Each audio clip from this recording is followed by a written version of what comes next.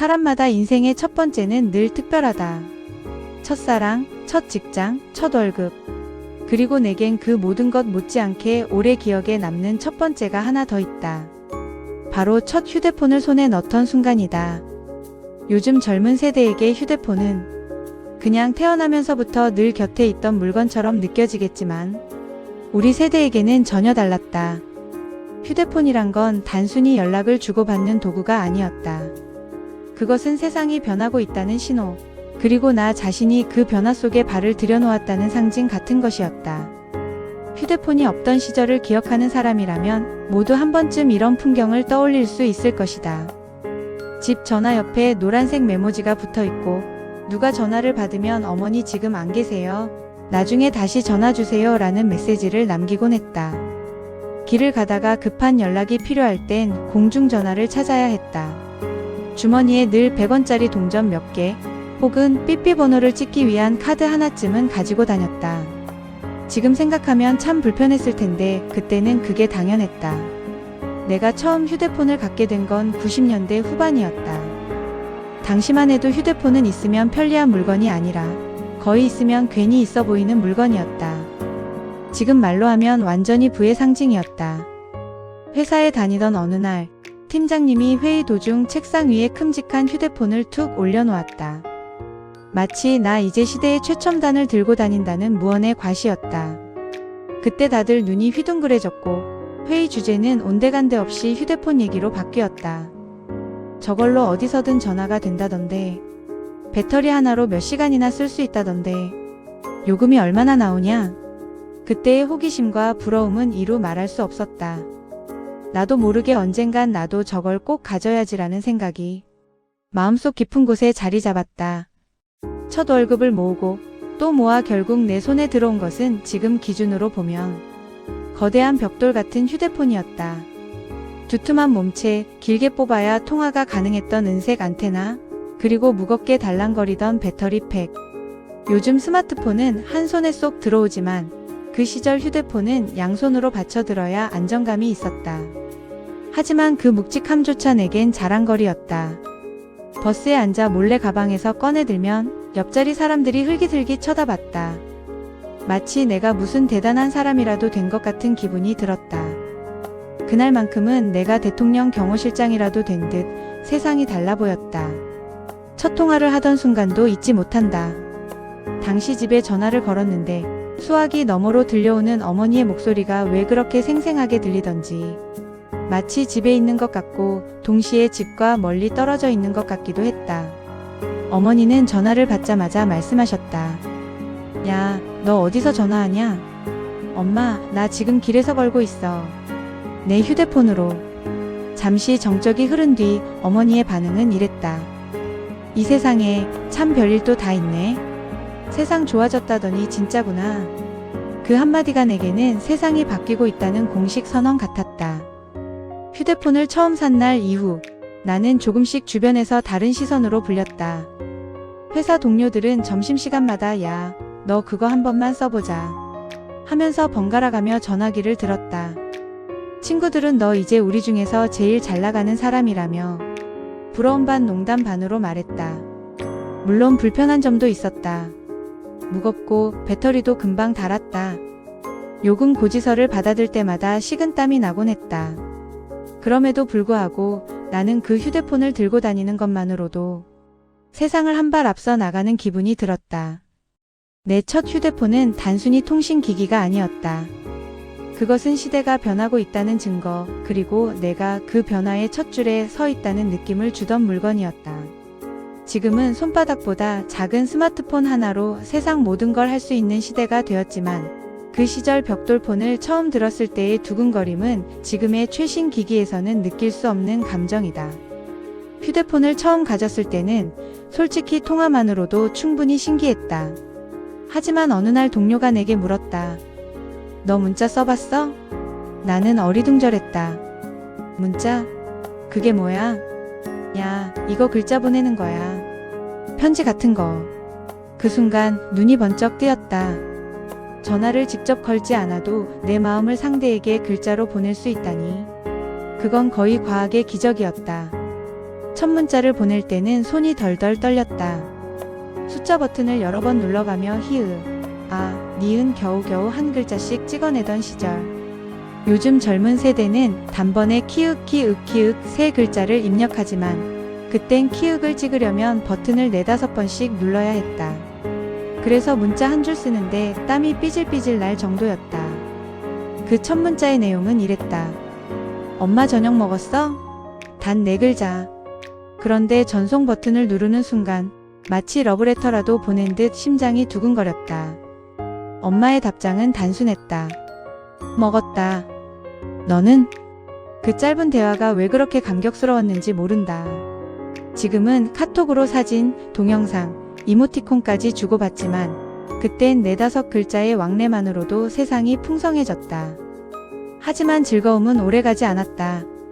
한 달 뒤 휴대폰 요금 고지서를 받아들었을 때 눈을 의심했다. 문자 메시지 한 통이 30원, 50원씩 쌓여 어마어마한 금액이 나온 것이다. 집에선 아버지가 버럭하셨다. 아니, 전화기도 모자라서 글자까지 돈을 내야 하냐. 그 말이 틀린 것도 아니었다. 그래서 우리 문자 한 통을 보낼 때도 최대한 줄여서 쓰기에 진심이었다. 사랑해 대신 사랑. 뭐하니? 대신 뭐해? 그렇게 줄여 쓰다 보니 지금 젊은 세대가 쓰는 줄임말의 시초가 우리 세대가 아닐까 싶다. 또 하나 빼놓을 수 없는 추억이 있다. 바로 벨소리다. 처음엔 단순히 띠리리 하는 기계음뿐이었다. 그런데 어느 순간부터 휴대폰에서 음악이 흘러나오기 시작했다. 그야말로 혁명이었다. 길에서 휴대폰이 울리면 사람들은 다들 고개를 돌렸다. 누구는 H.O.T의 노래를 깔고 누구는 조용필 노래를 깔았다.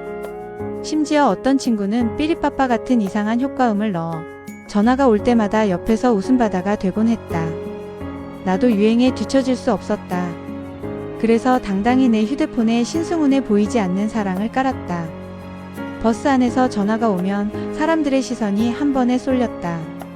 그때만큼은 마치 내가 가수가 된 듯한 착각에 빠졌다. 휴대폰이 점점 보급되자 삐삐는 서서히 자취를 감췄다. 사실 삐삐는 우리의 젊음을 상징하던 물건이었다. 허리에 삐삐를 차고 다니며 삐삐 치면 바로 전화해라는 말이 자연스러웠던 시절. 공중전화 앞에 줄을 서서 동전 넣고 삐삐에 찍힌 번호로 전화를 걸던 시절. 그 삐삐가 더 이상 필요 없게 되었을 때 어쩐지 마음 한켠이 허전했다. 마치 친한 친구를 멀리 보내는 기분이었다. 그래서 마지막 날 삐삐 화면에 찍힌 숫자를 한참이나 들여다보다가 서랍 속에 고이 넣어두었다. 문자와 벨소리가 익숙해지던 시절. 지금 생각하면 코미디 같은 사건도 많았다. 어느 날 회의 중에 갑자기 내 휴대폰이 울렸다. 벨소리를 최신 유행곡으로 바꿔놨는데 그만 회의실에 크게 울려 퍼진 것이다. 내 머릿속에 저장. 그 순간 팀장님이 정색을 하며 말씀하셨다. 너 머릿속에 저장하지 말고 지금 회의 내용이나 저장해. 회의실이 웃음바다가 되었고 그 이후로는 절대 회의 들어가기 전에 진동으로 바꿔두는 습관이 생겼다. 휴대폰과 함께 찾아온 문자, 벨소리, 그리고 삐삐와의 작별은 우리 세대에게 큰 사건이었다. 단순히 기계의 변화가 아니라 삶의 방식 자체가 달라지는 순간이었다. 삐삐로 기다리던 연락이 즉각적인 문자로 바뀌고 단순한 기계음이 음악으로 바뀌며 세상은 점점 더 가까워지고 있었다. 처음 휴대폰을 집에 가져갔을 때 부모님은 고개를 갸웃거렸다.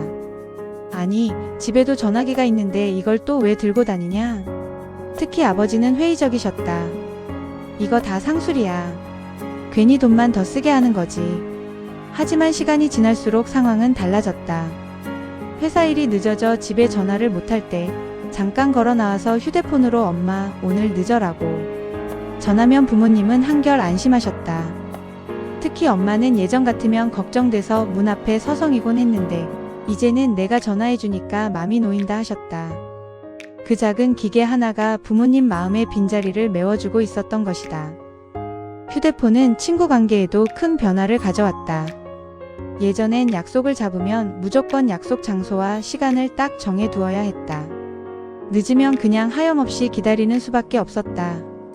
하지만 휴대폰이 생기자 10분만 늦어도 전화를 걸어 조금 늦을 것 같아 라고 전할 수 있었다. 그때 생긴 유행어가 있었다. 야, 지금 어디야? 이 말은 휴대폰 시대의 시작을 알리는 신호 같은 것이었다. 심지어 어떤 친구는 만나기 전부터 10분 간격으로 전화를 했다. 지금 집에서 나왔어? 지하철 탔어? 몇 번 출구야? 거의 실시간 중계 수준이었다. 한편으론 편리했지만 가끔은 너무 집요해서 피곤하기도 했다. 그럼에도 불구하고 휴대폰은 우정을 지켜주는 끈 같은 존재였다. 휴대폰이 가장 큰 파장을 일으킨 곳은 단연코 연애였다. 그전에는 집 전화가 전부였다. 그래서 연애를 하려면 부모님 눈치를 보며 통화해야 했다. 어머니, 안녕하세요. 저 누구 친구인데요. 이렇게 둘러댄 뒤 겨우 연결되는 경우도 많았다. 하지만 휴대폰이 생기면서 사정이 달라졌다. 언제 어디서든 둘만의 대화를 나눌 수 있었던 것이다.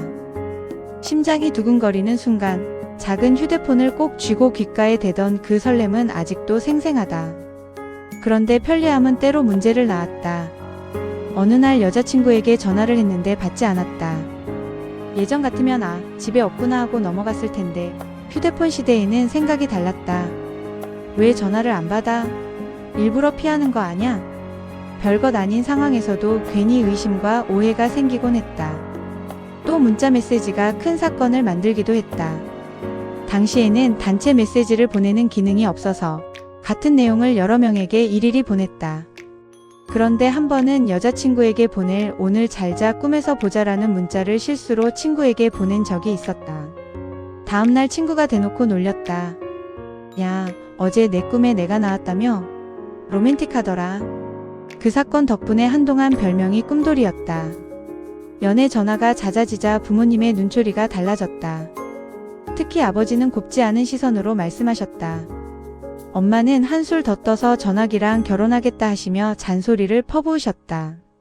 하지만 솔직히 말하면 그 시절 우리에겐 전화기 너머의 목소리가 세상 무엇보다도 달콤했다.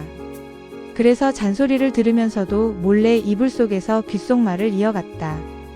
그 작은 기계가 사랑을 키워주는 비밀 친구 같았다. 휴대폰 덕분에 웃음도 많았지만 눈물도 있었다.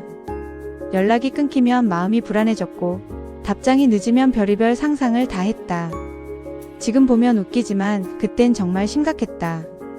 그럼에도 불구하고 휴대폰은 분명 우리 청춘을 더욱 뜨겁게 만들었다. 기다림과 설렘, 오해와 화해. 그 모든 순간에 휴대폰은 늘 곁에 있었다. 처음 휴대폰을 회사에 들고 갔을 때 분위기는 묘했다.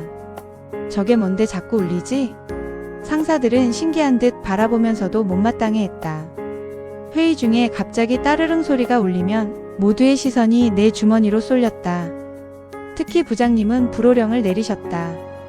이봐, 회사에서 근무 시간에 사적인 전화는 금지야. 사실 전화가 온 건 친구의 장난 전화였다. 그날 이후 나는 회의실에 들어갈 때마다 휴대폰을 꺼야 했다. 지금처럼 무음 기능이 익숙하지 않던 시절이라 그 작은 소동이 사내에 큰 이슈가 되곤 했다. 하지만 시간이 흐르자 회사에서도 휴대폰의 필요성을 인정할 수밖에 없었다. 출장 간 직원과 즉시 연락할 수 있었고 거래처와의 긴급 상황도 빠르게 대응할 수 있었다. 예전에는 서류를 팩스로 보내고 답장을 기다려야 했지만 휴대폰이 생긴 뒤로는 지금 바로 확인해주세요 라는 말이 가능해졌다. 물론 그만큼 업무 스트레스도 늘었다. 퇴근 후에도 전화를 받지 않을 수 없었고 주말에도 벨소리가 울렸다. 그 순간부터 우리는 진짜 자유로운 시간이 점점 줄어든 셈이다. 휴대폰이 보급되면서 사회 풍경도 달라졌다. 길거리에서 휴대폰을 귀에 대고 이야기하는 사람들이 늘어났고 버스 안에서도 나 지금 가는 중이야 라는 목소리가 여기저기서 들려왔다. 처음엔 다들 시선이 곱지 않았다. 참 별난 사람들 많네. 길에서도 전화를 하고. 하지만 몇 년 지나지 않아 그 풍경은 일상이 되었다. 문자 메시지 삐삐 문자라고 불렀던 사람들도 있었다가 등장하면서 문화는 또 한 번 바뀌었다. 짧은 글자 안에 마음을 담아 보내야 했기에 문장은 점점 간결해지고 특유의 이모티콘 문화가 퍼졌다. 히읗히읗히읗. 이 작은 기호들이 우리의 마음을 대신했다. 특히 연애 중인 사람들은 밤마다 잘자 문자를 주고받았다. 그 문자가 오지 않으면 괜히 불안해지고 오면 마음이 놓였다. 지금 생각하면 웃음이 나오지만 그때는 그 한 줄이 하루의 행복을 좌우했다. 처음엔 고개를 젓던 부모님도 결국 휴대폰을 손에 쥐게 되었다. 엄마는 늘 버튼을 잘못 눌러 얘야, 전화가 왜 꺼졌니? 하고 전화를 걸어오셨고, 아버지는 한동안 안경을 벗고 눈을 찡그리며 버튼을 눌렀다. 하지만 시간이 지나면서 부모님도 휴대폰에 익숙해지셨다. 그때 느꼈다.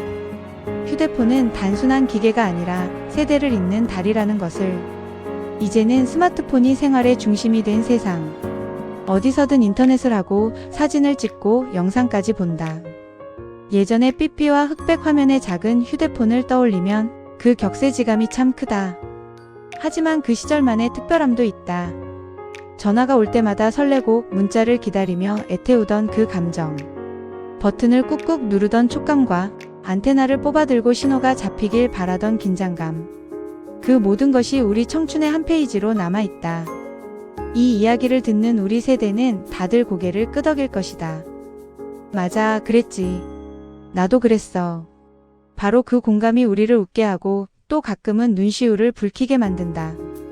어쩌면 지금 젊은 세대는 우리가 휴대폰 하나에 설레고 울던 걸 이해하지 못할지도 모른다. 하지만 우리에게는 그것이 순수하고도 진심 어린 추억이었다. 내 첫 번째 휴대폰은 단순한 기계가 아니었다. 부모님과의 거리, 친구와의 우정, 첫사랑의 설렘, 직장과 사회의 변화까지. 그 작은 전화기는 우리 세대의 삶을 송두리째 바꿔놓았다. 이제는 손에 익숙한 스마트폰을 들고 있지만 가끔은 그 시절의 두근거림이 그립다. 마치 오래된 노래처럼 듣기만 해도 마음이 따뜻해지는 그런 기억 말이다.